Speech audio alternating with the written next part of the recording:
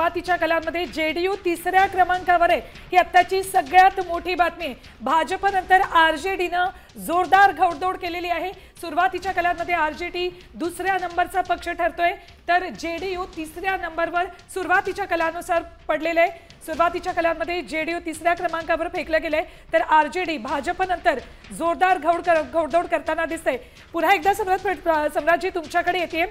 हे जे कल हाती येत आहेत, काय नेमकं सांगू इच्छितोय बिहारचा मतदार? नाही, अजून आतापर्यंत आपल्याला या टपालाची मतमोजणी संपणं आणि त्याच्यानंतर रेग्युलर मतमोजणी सुरू होणं ही प्रक्रिया सुरू आहे। त्यामुळे ह्या कलांवर जाऊन आता पटकन बघणं मला त्याबद्दल बोलणं योग्य वाटत नाही, कारण हा अजून एक 15 ते 20 मिनिटांनंतर ज्यावेळी ईव्हीएम मधल्या मतमोजणीचा भाग समोर यायला लागेल त्यावेळी जास्त वेगानं आपल्याला कल समजायला लागतील। पण जेडीयू आणि आरजेडी यांच्यामध्ये फार मोठी गॅप असेल असं चित्र पुढच्या टप्प्यामध्ये सुद्धा दिसेल असं मला अजिबात वाटत नाही, इतकं मी सांगू इच्छितो। चावके सर, मी तुमच्याकडे येतो। राष्ट्रीय जनता दल लालू प्रसाद यादव यांचा पक्ष तळागाळात हा पक्ष रुजलेला आहे।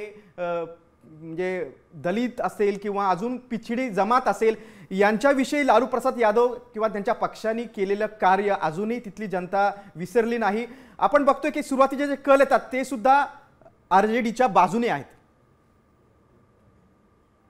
आरजेडी पहिल्या क्रमांकाचा पक्ष होता 2020 मध्ये। त्या तुलनेत आरजेडीची जागा थोड्याशा कमी झालेल्या आहेत, पण हे सुरुवातीचे कल आहे त्यावर लगेच भाष्य करणं बरोबर ठरणार नाही, कारण साधारण 10-11 वाजेपर्यंत कल निश्चित होतील, सेटल होतील आणि त्यानंतरच आपण बोलू शकतो। पण आरजेडी पेक्षा पुढं जेडीयूनं नितीश कुमार यांनी लालू प्रसाद यांनी जे पाया रचला होता, म्हणजे अति पिछड्या जातींचा आणि त्यांना सक्षम करण्याचा, ते कार्य पुढे नेत त्यांनी जेडीयूनी त्यांच्यावर पूर्ण वर्चस्व मिळवलेलं आहे, त्यांचा प्रभाव वाढवलेला आहे आणि त्याचा फायदा त्यांना होतो आहे। त्यासोबत भाजपलाही त्याचा फायदा होतो आहे, कारण उच्चवर्णीय पूर्ण वोट बँक भाजप सोबत आहे आणि त्याच्या जोडीला अतिपिछडा वोट जेडीयूच्या सौजन्याने भाजपला जोडला गेला आहे।